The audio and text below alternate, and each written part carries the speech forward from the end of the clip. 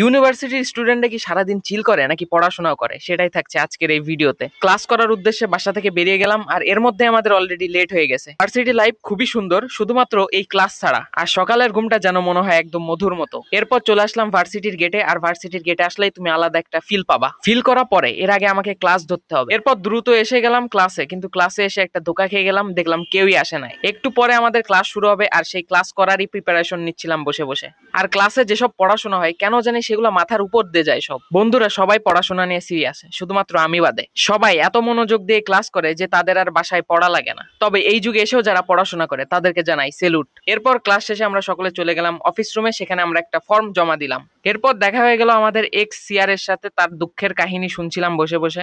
এরপর ক্লাসরুমে এসে আবার দেখি অনেকেই ফর্ম ফিল আপ করতেছে। ভার্সিটিতে কিছু বুঝে ওঠার আগেই চোখের পলকেই চলে যায় এক এক সেমিস্টার। সেমিস্টারের শুরুতে সবাই চিল থাকলেও সেমিস্টারের শেষে সবাইকে পাখি হতে হয়। অনেকক্ষণ ক্লাস করার পর মাথায় আর কাজ করছিল না, তাই চলে গেলাম ক্যাফেটেরিয়াতে কিছু খাওয়ার জন্য। আর ভাত না খেলে যেহেতু ভালো ছেলে হব না, তাই অবশ্যই আমাকে ভাতই খেতে হবে। এরপর কোনো কথা না বলেই খাওয়া শুরু করে দিলাম। তোমরা যারা মনে করো ভার্সিটি লাইফে অনেক চিল, তোমাদের জন্য এক বালতি সমবেদনা।